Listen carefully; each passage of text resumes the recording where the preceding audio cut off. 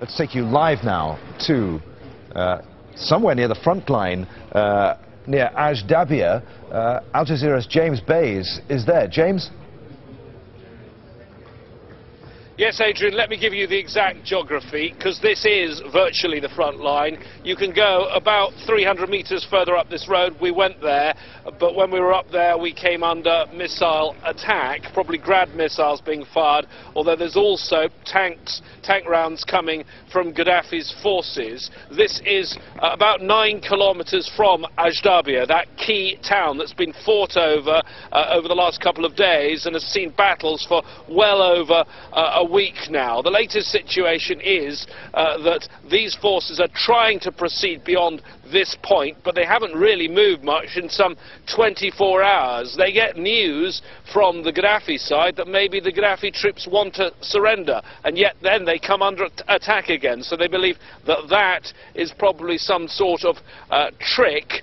We understand that there are special forces who've gone forward. We've heard some explosions literally in the last couple of minutes and seen some smoke on the horizon. That is the opposition forces trying to dislodge Gaddafi's troops. The problem for the opposition is they're here in large numbers, but they do not have the heavy weaponry that Gaddafi's side have. They have some rockets, they have rocket-propelled grenades, and they have small arms. They have many more people, but they don't have the power. And the other problem that they have, Adrian, is they don't really have any communications at all. They have a handful of radios. Mobile phones in this area don't work at all. So it's very, very primitive. Basically, fighters are heading up the road, seeing what's going on, coming back and telling their comrades further away from the front line, and that's how they're passing information. Having said all that, the opposition fighters say that Gaddafi's men may have all the weapons that they want, but they have the determination, and they say they are going to retake Ajdabiya. One fighter I was speaking to a moment ago said they'll retake it in just hours.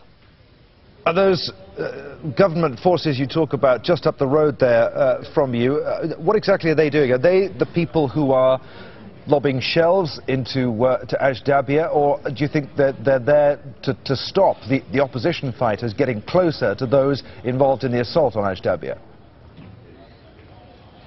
Well, I think they probably are forces that have been involved in both. I think they originally were the forces that were trying to take Ajdabiya, trying to control Ajdabiya, and I think now they may well be trapped, but they're certainly still firing at the troops here, firing missiles, firing tank rounds at these troops here. And what I think we all ought to think about is Ajdabiya itself and the civilians of Ajdabiya, because they've had battles going on here now for days and days on end. You can hear some explosions behind me now, Adrian. They've had battles going on for days and days on end. The hospital in Ajdabiya is damaged, it's closed, it's not operating. We understand that there are some people from Ajdabiya. Let me just show you, you can hear the explosions, let me just show you where that one landed.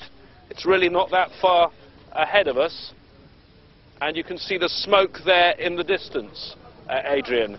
Now, it's very hard to tell. One of the problems in this fluid situation is who, even the troops here don't even know whether it's their own fire or the other side sometimes. And as soon as you hear a thud, everyone is working out, was that incoming, was it outgoing, who actually fired it before they move forward. It's a very, very confused and fluid situation. And I think one of the main problems, as I said before, for the opposition is they really don't have any communication or coordination of their forces. And amidst all of that confusion, James, any sign of coalition aircraft in the skies above?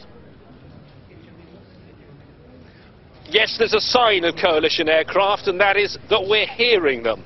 We're certainly hearing them above.